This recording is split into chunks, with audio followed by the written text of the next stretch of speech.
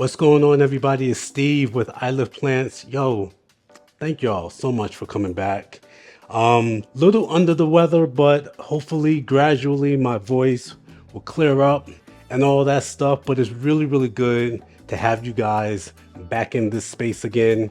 And I'm excited today because what I'm going to talk to you about are the 5 easiest plants in my collection, like the care for these plants. I mean, I don't even really have to think about them because they do their thing. Well, let me take that back. I do have to think about them, but when I do, they respond like, I mean, they are with it. They are with what I'm given. Okay, so I got 5 plants on the table, all from different genuses that I'm going to talk to you today about. And especially around the holidays, if you're ever thinking about getting a plant, I mean, just from my experience, these 5 plants for me are just gold. And I'll explain to you a little bit of why that is, give you some care tips. I got one of my favorites in the bunch right here, a couple of my favorites in the bunch right here, as a matter of fact. And yeah, we're going to have a good conversation about this. Listen, you guys, you know me.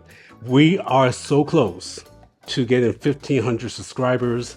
That's with you guys. I'm, liking and commenting and doing all the things that it takes to get my videos pushed out to other people who are interested in plants or who may be interested in plants. So you guys keep doing that, like, subscribe, comment, do all the things that you see something here that you already have or that maybe is not working for you or that is working for you. You can share some of my joy and how these plants are responding to my care. Put it in the comments. Let me know. Okay.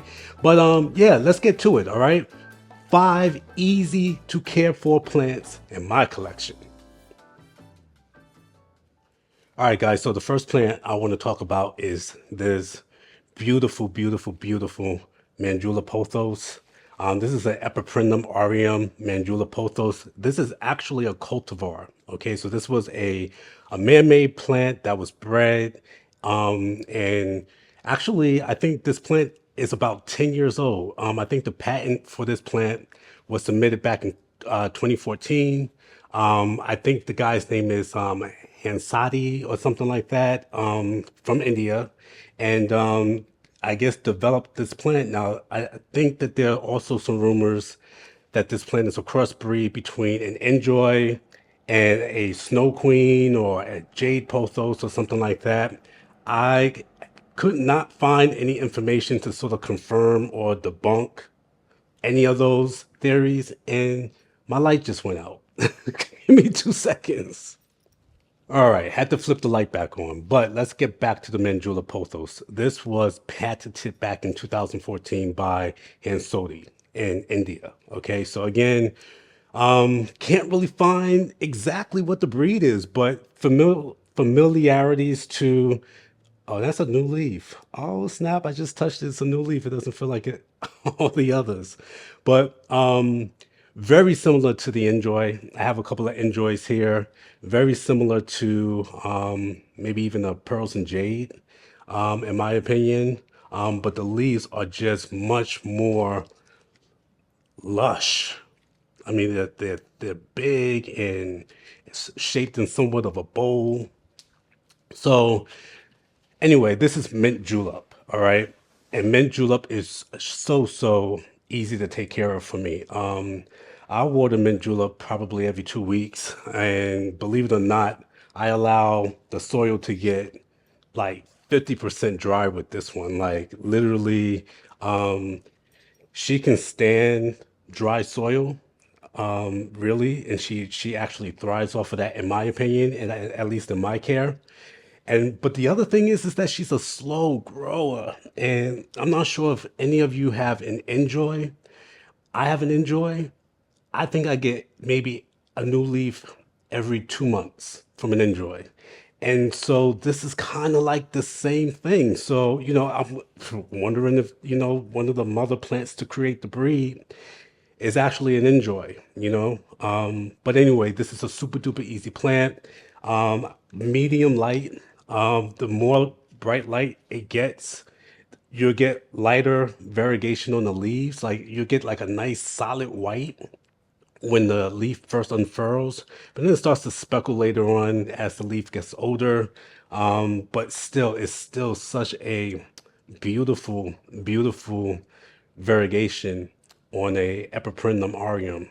And you guys, like, this is top five, top five, top five, top five, top five right here for me, top five.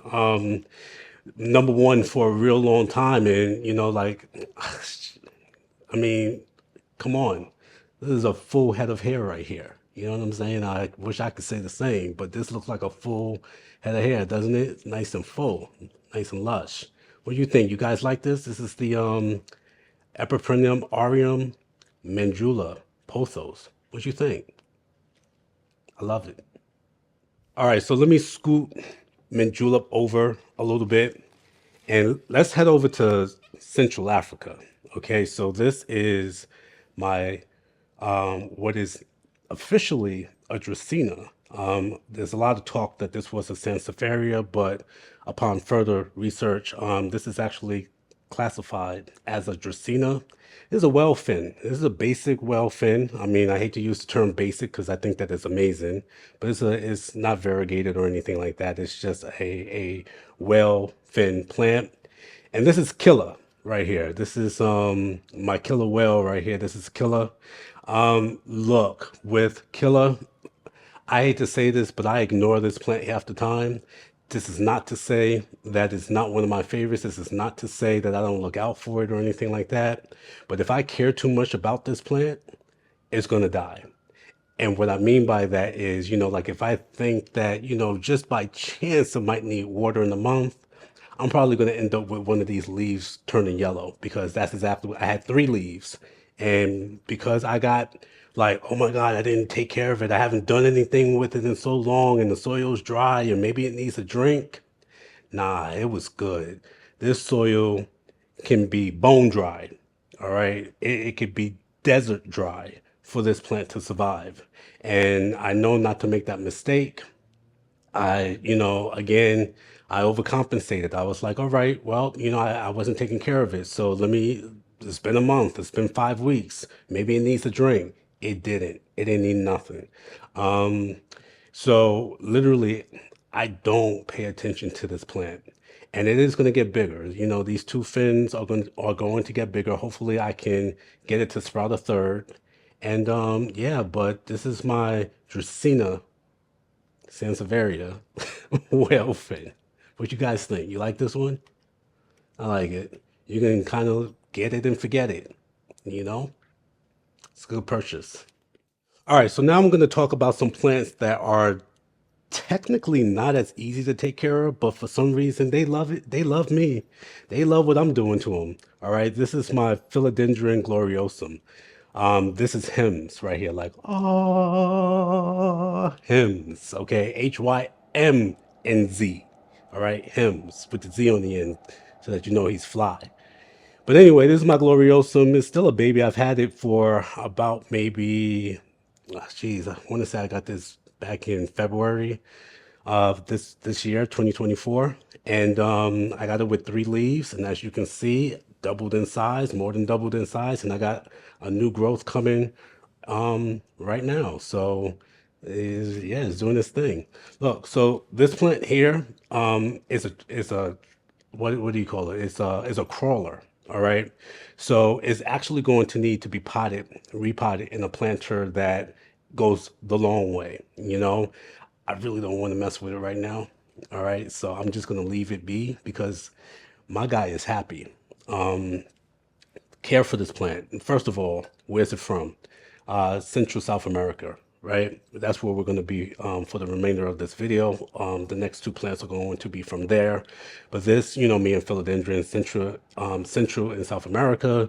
My lineage is there, and I love the plants that grow in that part of the world. Light. This is under a grow light. Doesn't get crazy light from the grow light, but it is indeed right by a grow light. I water this baby probably about every 3 weeks or so. I wait until the soil gets about maybe 25% dry. It retains a lot of moisture, believe it or not. Hims really does retain a lot of the moisture, which confuses me sometimes because I'm just like, again, do I need to care for it? And sometimes, like I'll say, I'll wait a couple of days if I, am unsure. I'll look for any signs of browning of the leaves. I'll feel the leaf to see if it is, feels a little dehydrated. But easy plant for me. Okay. I've had comments that say, "Hey, Steve, I can't believe your Gloriosum looks like this." He's doing his thing. I've seen videos where I know what I want him to be when he grows up. Let's just say that, and hopefully he's on his way. But this is him's my Philodendron Gloriosum, easy to care for plant number 3 here. All right, and here is my, this is top five, top five, top five, top five for me. This is my Syngonium Albo Marble right here. Y'all, I'm in love with this plant. This plant has never let me down. Again, Syngonium, native to Central and South America. Beautiful species of plants. Syngoniums are typically crawlers, like you'll see them on the ground. They make great ground covers and all that stuff, especially the petite. If you guys haven't checked out my video of Casa Philodendron, it was a Syngonium crawling on the ground. It's beautiful, just growing, living its best life. And this is Maribel here. And Maribel, she's doing the same thing. She's living her best life. I love her. Love, love, love her. When I said a couple of my plants, my favorites, she was number one for a while. And I'm looking at her now, and you guys, can you see it in my eyes? You can tell by the look in their eyes, gang. Y'all, Frankie Beverly and Maze, you could tell by the look in their eyes. You can tell them, look, I'm in love. Care. Maribel is like literally right by my window. Okay, she gets east facing sun. What about maybe 4 hours out the day? She thrives in that. Her variegation is stunning to me. Like, I do have some reverted leaves. When I do decide to propagate her, which I will, and maybe I can hand out to a couple of my friends. Hey, Janae, hey, Richie. I'm gonna make sure that I try to maintain that variegation. Watering, she's a drinker. Okay, so you take her to a bar, she ain't gonna be a cheap drink. She's gonna want she got like a 4 drink minimum. Right, I'm watering Maribel every week, like clockwork, literally. Watering on the schedule. Yeah, my Syngoniums get watered on the schedule. Like I water my Syngoniums almost to the T every 7 days. That's just what they do. They dry up really, really fast. They drink a lot. Well, they don't drink a lot. Their roots are not that thick, but you do want to soak the soil, let it get as much moisture as it can. And I'm telling you, y'all, it will reward you. All right. Don't you, girl? Don't you, girl? Don't you, girl? That's Maribel, my Syngonium. Yeah, my heart. All right, guys, and the last plant that I want to talk to you about is my Monstera Thai Constellation. I mean, this is number one right here. I mean, this was my first wish list plant that I got.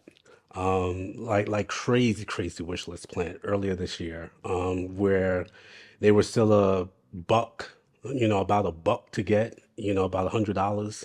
And then I want to say 2 months later, they were $40 at Kroger, and I was just heated. But I'm telling you, the plant that I got is a beauty.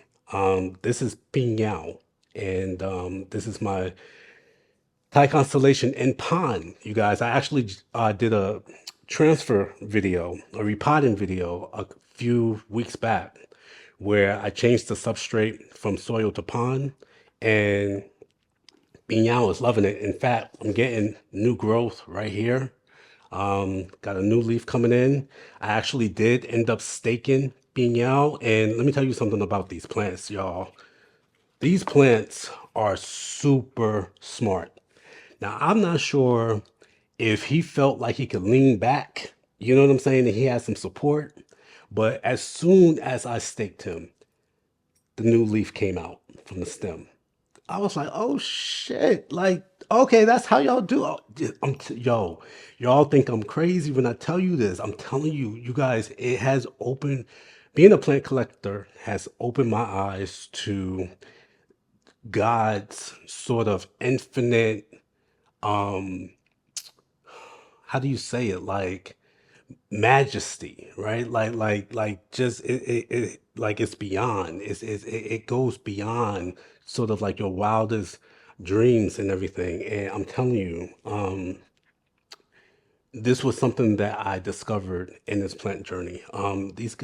There is a natural sort of beauty about what these plants can do, what they can feel, what they pick up on, um, and it's magic. It truly is magic. About Piñao, Piñao is again a variegated Monstera plant. Monsteras, Central South America. Piñao gets east facing light about maybe 3, 4, well, I wouldn't say about 6 feet. Yeah, safely 6 feet away from my window. Um, and literally it's in pond. So this is water reservoir right here. I mean, there's probably a little bit of water at the base of the pot, just to sort of keep the pond soaking up the moisture and stuff like that. I'll wait until the reservoir runs out, and then I'll refill it like maybe 2 or 3 inches of the pot. But you guys, let me tell you, Binyao is mad easy to take care of. Like, I'm not even lying to you. I'm not fronting on you. This is an easy plant. Monsteras, if you take care of them the right way, if you give them the proper conditions, and in terms of all of these plants, if you give them the proper conditions, once you learn what they like and what they don't like, they're going to reward you. I got a number of different other plants here that are sort of in the same boat. I don't think I talked about aglanemas, but that's another one that maybe I'll just do a video dedicated to my ags like I did before. I have a few new additions to the family, but this in particular, these plants here, they give me no problems and they shine. They really do. They really shine. Listen, you guys, if you are new to this, right, or if you are just starting and you want to think about, what plant should I get? Think about getting these plants. Let me know what you think in the comments if this is a plant that you already have or if you're thinking about getting it. And you guys, I just want to thank you guys, because I'm almost heading to 1500 and very appreciative to every single one of you who takes the time out to watch the entire video. Like I know it could be I ramble, you know what I'm saying? Like I know that about myself. But at the end of the day, you guys, the fact that you show up for me means more than anything. And I love you for it. So do me this favor as we turn the page to another year in the next few weeks. Love yourself. All right. Critical times, right? Like seriously. Um, these upcoming seasons are about putting yourself first and about loving who you are, loving who you are, okay? Regardless of what other people think about you, love yourself, okay? Because what we know is that we will never be perfect. What we know is that we are learning about ourselves all the time, and we're learning some good things and maybe some not so good things, right? But we love ourselves unconditionally because that's the spirit of love. Okay. I'll see you on the next one, and thank you guys as always for watching.